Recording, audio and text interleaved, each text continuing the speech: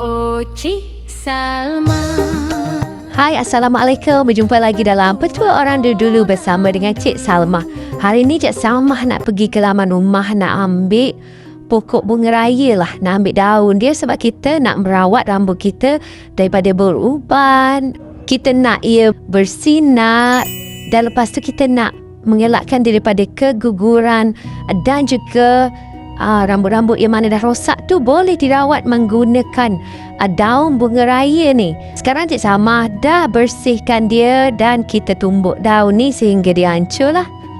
Kakak Cik Salma kata lesung batu Cik Salma ni kecil sangat. Tak apalah, muat juga 10 helai daun bunga raya ke dalam ni. Dan seterusnya kita tumbuk sampai lumat ya. Tumbuk ia untuk mengeluarkan lendir di dalamnya tu.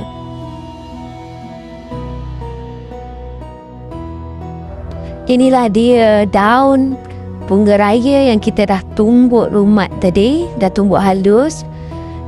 Sekarang kita sediakan satu pinggan untuk kita letakkan bahan-bahan kita tadi ke dalamnya. Kita letakkanlah daun yang telah ditumbuk tadi ke dalam pinggan ini. Dan sekarang kita masukkan air. Telah Cik Salma letakkan separuh daripada gelas tu. Dan sekarang kita kacau-kacau untuk kita keluarkan lendir daripada daun ini.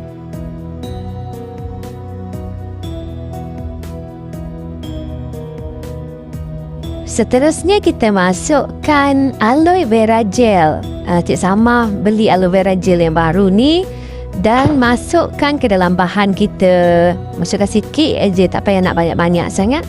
Kerana bila ia bercampur dengan lendir tu dia akan menghasilkan satu benda yang sangat berkhasiat dan sangat bagus untuk rambut kita. Dan dah siap untuk dipakai. Jom kita pakai. Cik Salma tunjuk caranya. Kita pakai dekat rambut-rambut kita yang dah kering, yang dah rosak. Lepas tu kita ramas-ramaslah rambut kita tu supaya ia meresap ke dalamnya ya.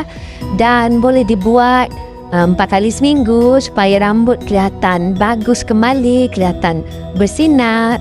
InsyaAllah kalau amalkan ini dan selawat 3 kali, ia akan menjadi satu rutin harian yang sangat berkesan lah. Dan Cik Salma dah buat dan rambut dah naik panjang dah ni. Rambut dah lebat dan yang bawah-bawah yang dah rosak ni pun kembali balik, dah tak putus-putus dah. Selamat mencuba tau. Assalamualaikum semua. Cik Salma.